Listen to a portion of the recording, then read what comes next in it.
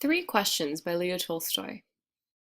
It once occurred to a certain king that if he always knew the right time to begin everything, if he knew who were the right people to listen to and whom to avoid, and above all, if he always knew what was the most important thing to do, he would never fail in anything he might undertake.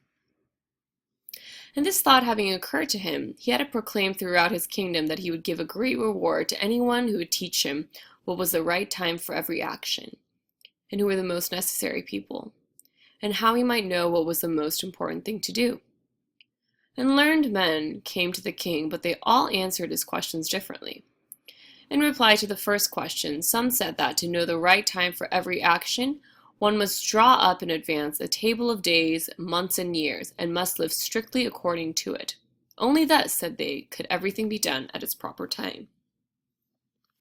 Others declared that it was impossible to decide beforehand the right time for every action, but that, not letting oneself be absorbed in idle pastimes, one should always attend to all that was going on, and then do what was most needful.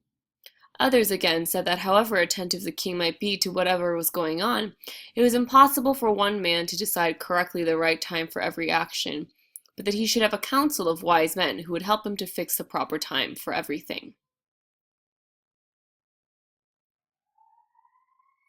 Equally various were the answers to the second question.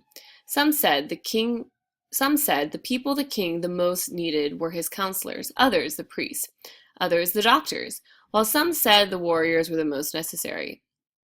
To the third question as to what was the most important occupation, some replied that the most important thing in the world was science, others said it was skill in warfare, and others again said that it was religious worship. All the answers being difficult, the king agreed with none of them and gave the reward to none. But still wishing to find the right answers to his questions, he decided to consult a hermit, known for his wisdom. The hermit lived in the woods which he never left, and he received none but common folk. So the king put on simple clothes, and leaving his bodyguard behind, went on alone. When the king approached, the hermit was digging the ground in front of his hut. Seeing the king, he greeted him and went on digging. The hermit was frail and weak, and each time he stuck his spade into the ground and turned a little earth, he breathed heavily. The king went up to him and said, I have come to you, hermit, to ask you to answer 3 questions. How can I learn to do the right thing at the right time? Who are the people I most need, and to whom should I, therefore, pay attention to than the rest? And what affairs are the most important and need my first attention? The hermit listened to the king, but answered nothing. He just spat on his hand and recommenced digging. You are tired, said the king. Let me take this spade and work a while for you. Thanks, said the hermit, and giving the spade to the king, he sat down on the ground. When he had worked until sunset, the king at last stuck the spade into the ground and said, I came to you, wise man, for an answer to my questions. If you can give me none, tell me so, and I will return home.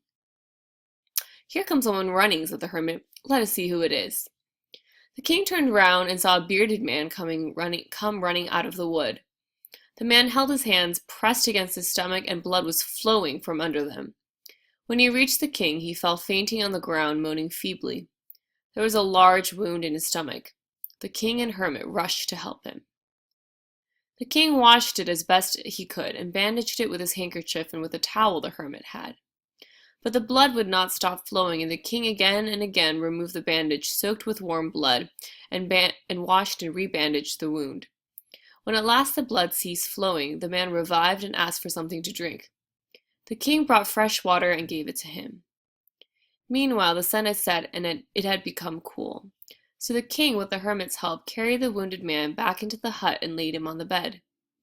Lying on the bed, the man closed his eyes and was quiet. But the king was so tired with his walk and with the work he had done that he crouched down on the threshold and also fell asleep, so soundly that he slept all through the short summer night. When he awoke in the morning, the wounded man had a confession for the king.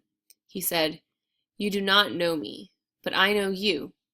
I am that enemy of yours who swore to revenge himself on you because you executed his brother and seized his property. I knew you had gone alone to see the hermit, and I resolved to kill you on your way back. But the day passed and you did not return. So I came out from my ambush to find you, and I came upon your bodyguard, and they recognized me and wounded me. I escaped from them, but should have bled to death had you not dressed my wound. I wished to kill you, and you have saved my life.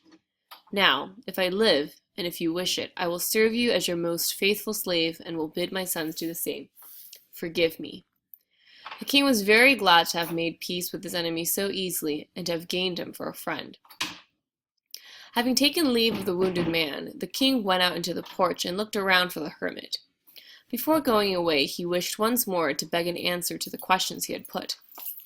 The king approached him and said, "For the last time, I pray you to answer my questions, wise man." "You have already been answered," said the hermit. "How answered? What do you mean?" said the king. "Do you not see," replied the hermit, "if you had not pitied my weakness yesterday, and had not dug those beds for me, but had gone your way, that man would have attacked you. So the most important time was when you were digging the beds, and I was the most important man. And to do me good was your most important business.